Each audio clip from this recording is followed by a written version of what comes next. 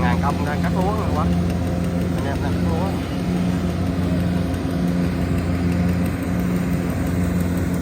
Lúa rồi anh em mình tụ hết. Đang chờ.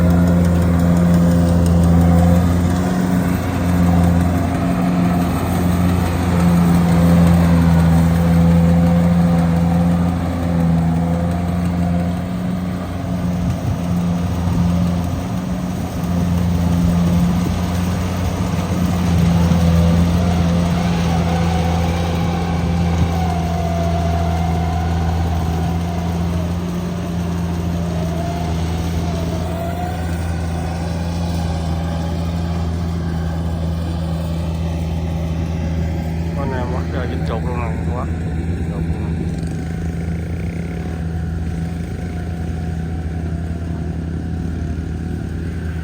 Chuột luôn. Nó kéo vô.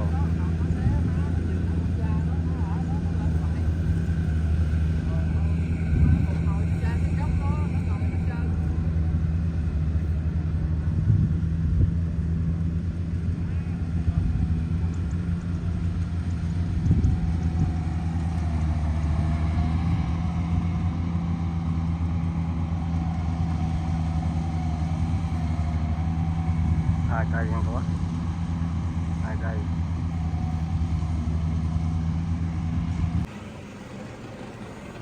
Đây lon lúa này nè. Ấy cà cây nó hoài, nó lúng rồi cà cây nó hoài. Máy cắt rồi trước à. Đó. Anh em đang chạy máy đi gom luôn nè.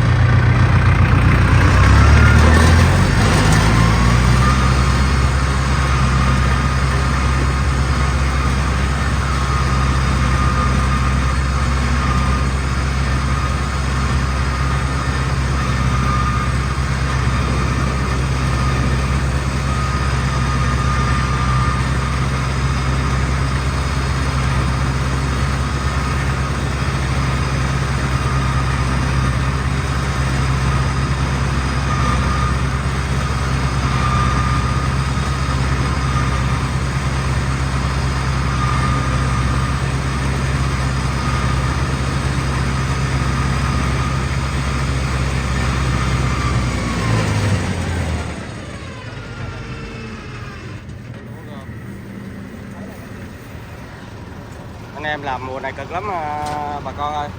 Mưa gió rồi đất nó lúng lầy tùm lum hết trơn, cực khổ lắm nè. Anh tài xế nè, chào các anh tài xế. Đó, Quá lúng rồi, mùa này hơi lúng rồi. đó. Có chiếc con kè nằm mất lại chấm rồi kìa.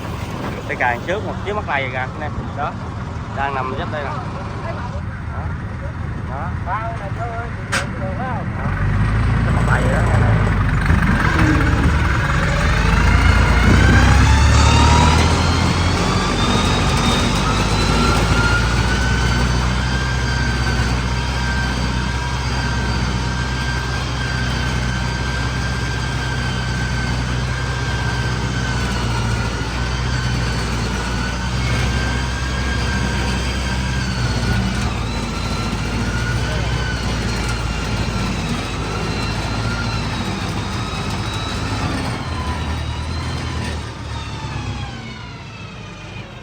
Tài xế là lái quá siêu mà anh em ơi, tài xế là lái siêu lắm.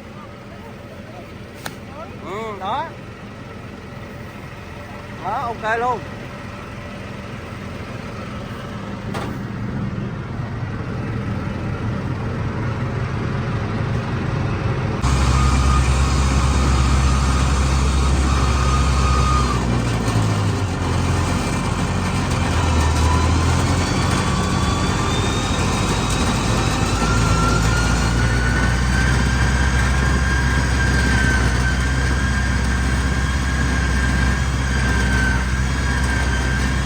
Mắc lầy anh em ơi nè, dính nè, quá nặng rồi, nửa con luôn anh em. Đó, anh em đang lấy dây đang kéo, dính nặng lắm anh em ơi, đang kéo nè,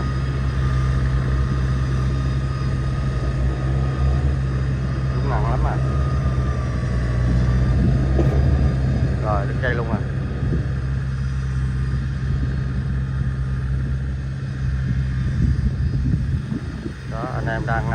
lấy cái xe kéo lúa đặng cứu nè, nặng anh em, dính dữ lắm luôn, dính này dính nặng lắm luôn, tới xe kéo mà đứt dây luôn nè.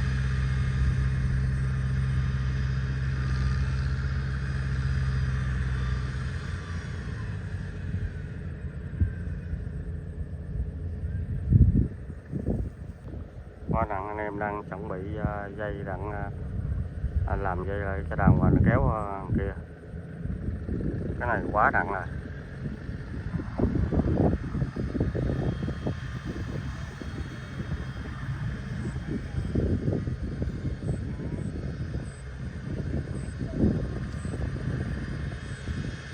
Đang kéo anh em.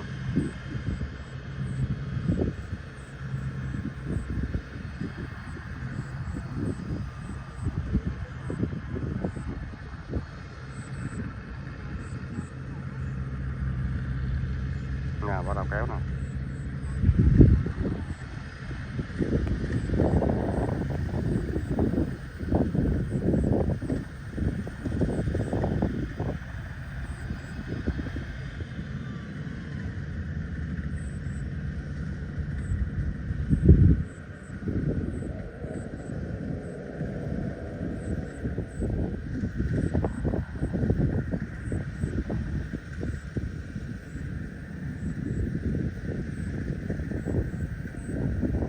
Trai này đi ra ngoài kiếm lấy dây nữa hay gì nè, đó, là bộ ra một kia đặng kiếm dây đem vô, bây giờ dây đó đất không còn dây nữa.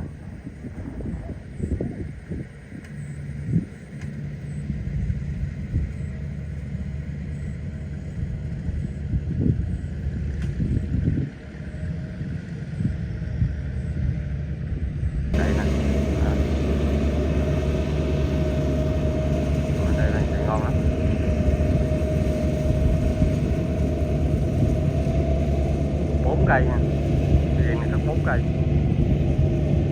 đưa 4 cây xuống.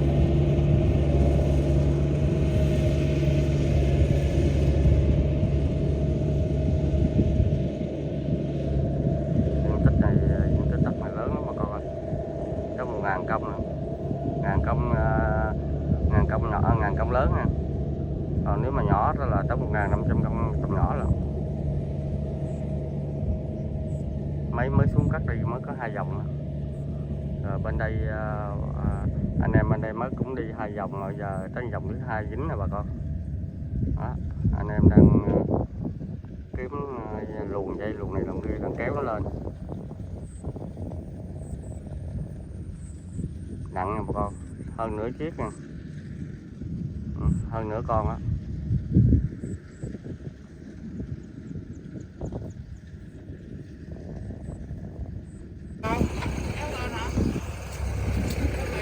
Nặng lắm không?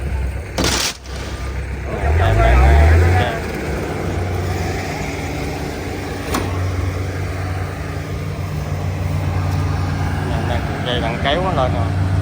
Ôi, cái sợi dây đó bên đó có chỗ cột không vậy? Bên đó có chỗ cột đâu? Chỗ mà đâu chọn bên này, cái bên này nó lên là nó lên à. Ngửa con luôn nè.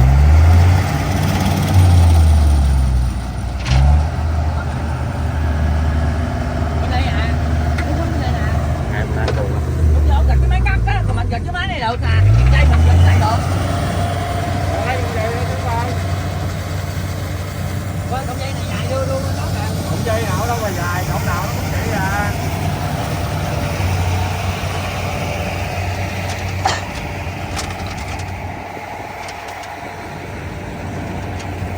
Cái cọng dây nó cột chưa? 2 cái máy kéo luôn. Cột ngoài, cột này, cột này, cái móc ngoài này sao vậy? Cột ngoài này nè, nó càng buộc vô trong nó cho không dây. Móc ngoài này đây. Rồi cái sợi dây này chi? Buộc chung cái sợi dây kia đó.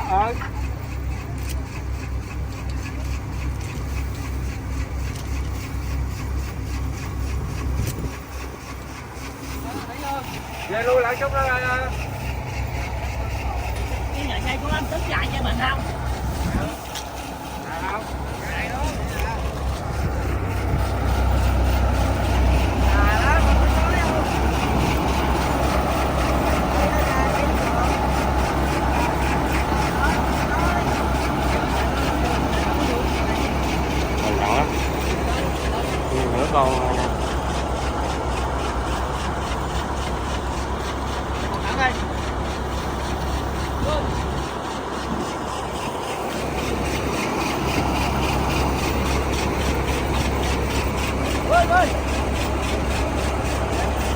tính giống cột ở đây được không?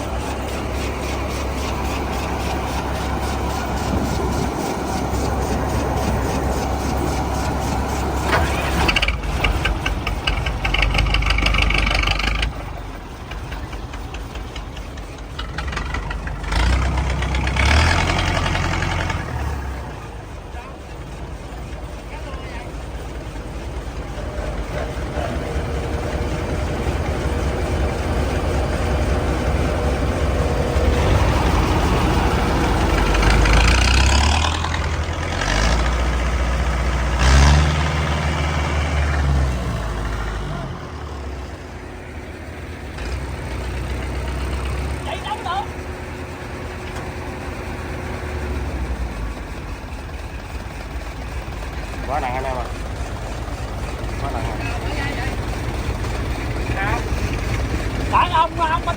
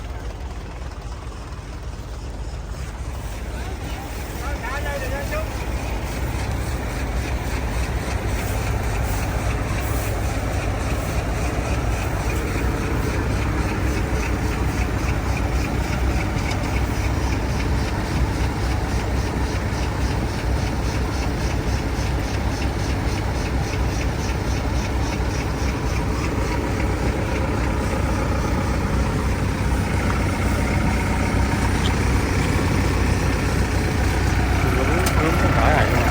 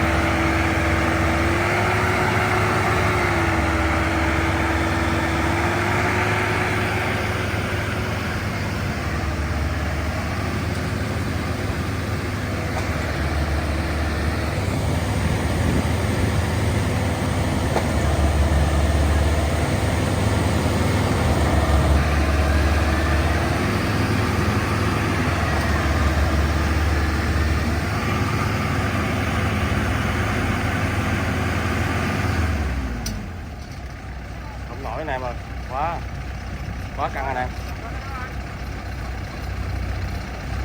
quá căng. Đúng cái cỡ này luôn anh em, đó lúc cái đầu luôn không.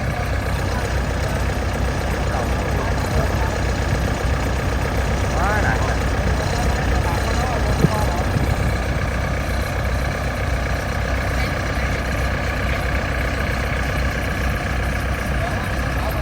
Mình mãi anh em.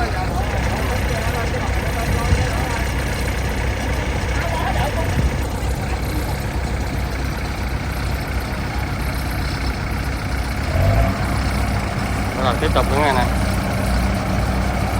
Tiếp tục.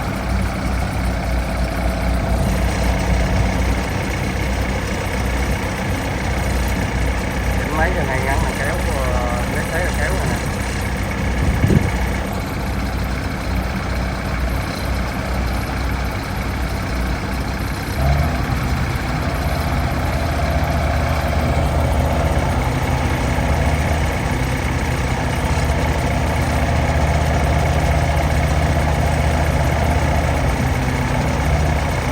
Máy này nó hút lại luôn, dữ lắm luôn, dữ lắm, dính cái cỡ này luôn. Cái này mà mình đi không mà nó còn đúng cỡ này, mấy sao máy nó không dính.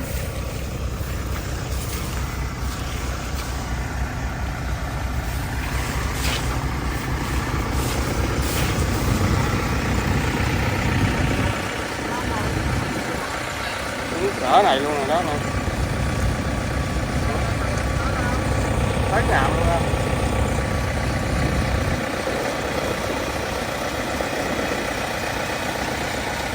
Wow.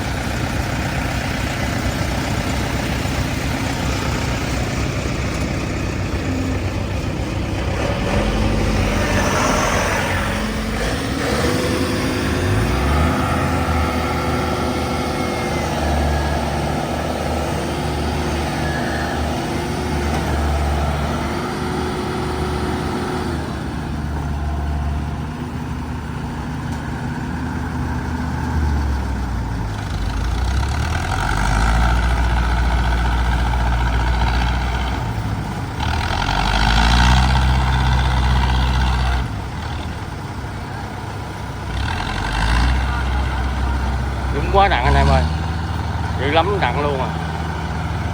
Mấy kéo giờ dữ lắm luôn mà nó không lên nổi anh em.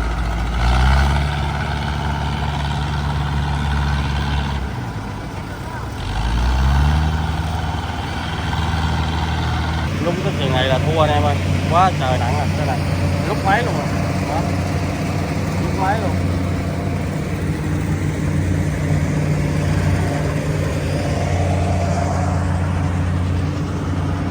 Lúc máy cho luôn rồi đó.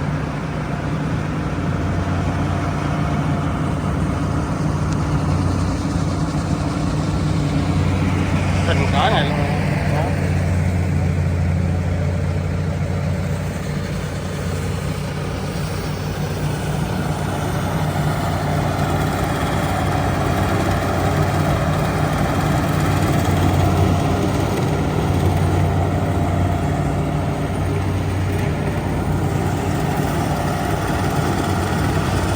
Mệt mỏi anh em lắm anh em ơi.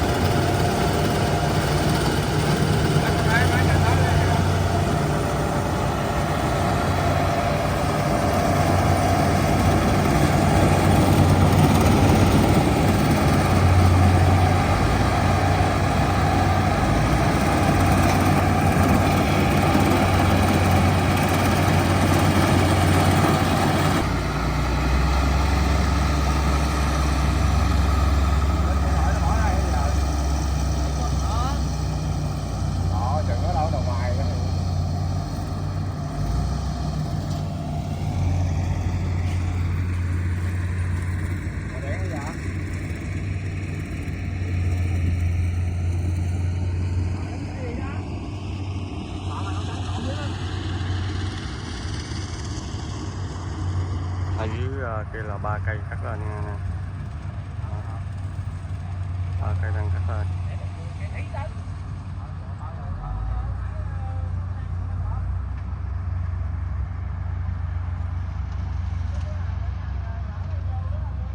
Tới công chuyện nữa anh em ơi. Tới bạn luôn rồi.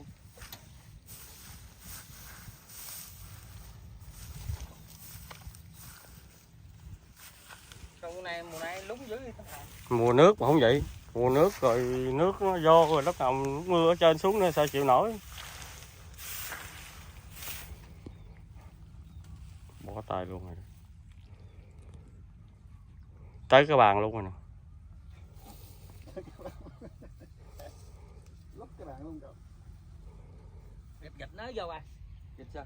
Gạch cái này nó vô à. Anh em đang kiếm cách đang liên anh em. Ở đây. Ở đây.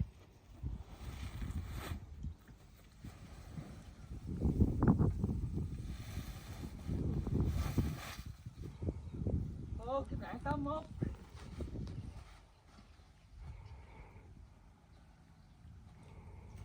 Mấy cái.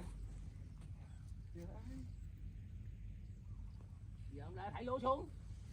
Thảy luôn xuống bây giờ anh có không lên á. Không thiệt luôn á.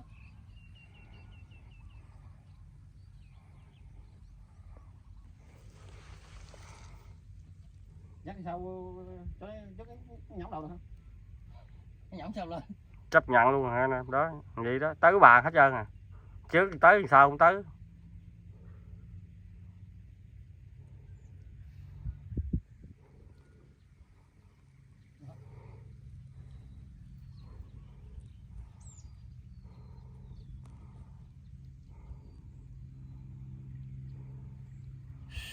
May cắt đó gặp sự cố đó nghe nè. Hả? Nước vô là nhão nhã kích ra là đây rồi. Gặp sự cố nữa. Lúc nước ăn nước thấp hơn mà còn biết con ra. Đặt kiếm ra chứ chẳng bơm.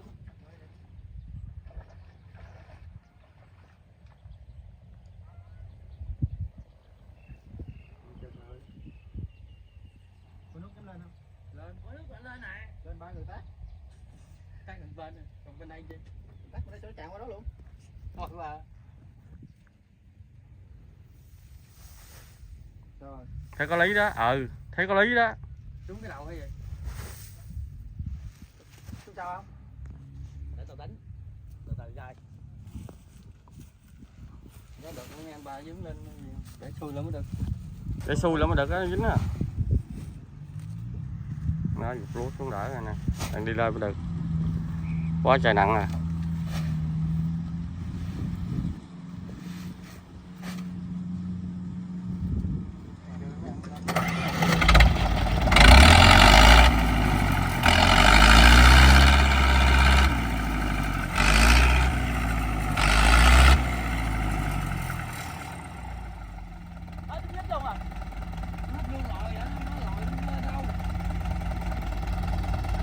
Đó anh em là hỗ trợ nè. Đó.